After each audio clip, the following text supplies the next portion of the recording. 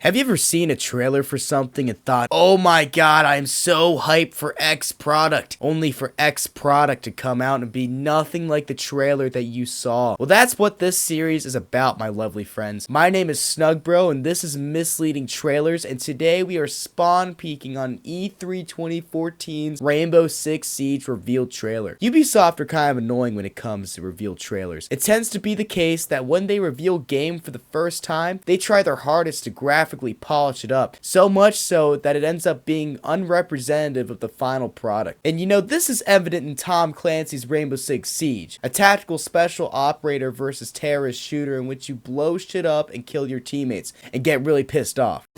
Are you kidding me, man? Alright, team, here we go. Havoc likes to roam. Rats, be careful, alright? I will. One of the funniest things I find about video game trailers is when the players start talking to each other. It's corny as hell. It's about the same level of acting as we see in adult movies. Anthem, God forbid whoever bought that game by the way, had the same thing in its E3 reveal. Bam. Looking good.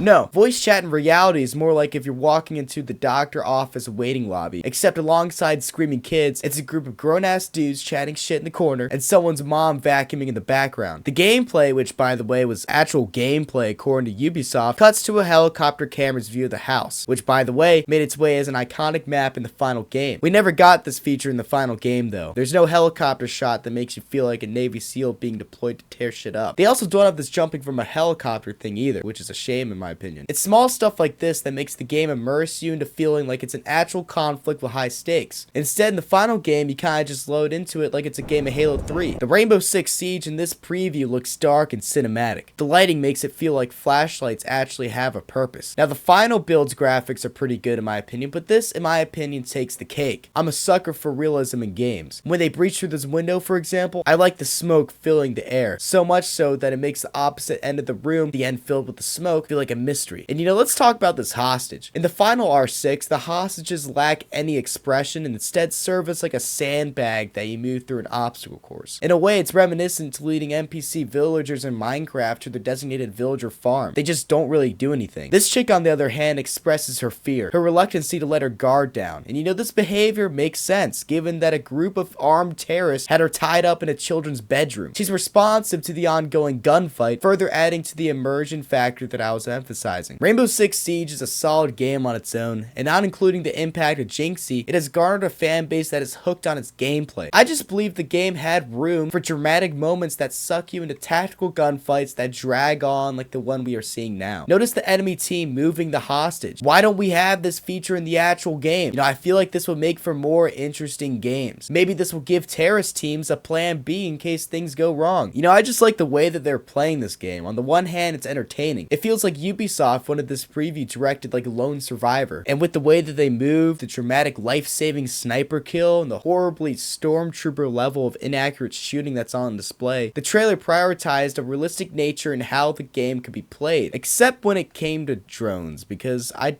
just don't think this looks like a drone. It looks more like a Nintendo DS stylus. The game just looks better in this trailer. You know, we talked about the lighting being infinitely better, but the rubble and pieces of house that litter the ground just looks in its destructive way beautiful. The animations seem more lively and human-like as well. And not only do we see this in the hostage, but the players themselves. The trailer is basically just the actual game, but if James Charles lathered up 6 cubic tons of makeup onto it. The way that everyone plays just makes no sense. You know, like why not chase after the guy when he leaves the building? He's outside. Why not immediately take the hostage through the window you just came out of? And why does every single person have to miss this dude in the kitchen? Seriously. In terms of misleading the audience over the true authentic experience, it's not necessarily as bad as Ubisoft's other game reveals, but through the way that everything transpires in this trailer, it was made to make the viewer think that the game was way slower and more tactical than its actual final build turned out to be. It was ultimately a weird trailer regardless, and one that receives a score of 2 to 3 out of 5 Pinocchio points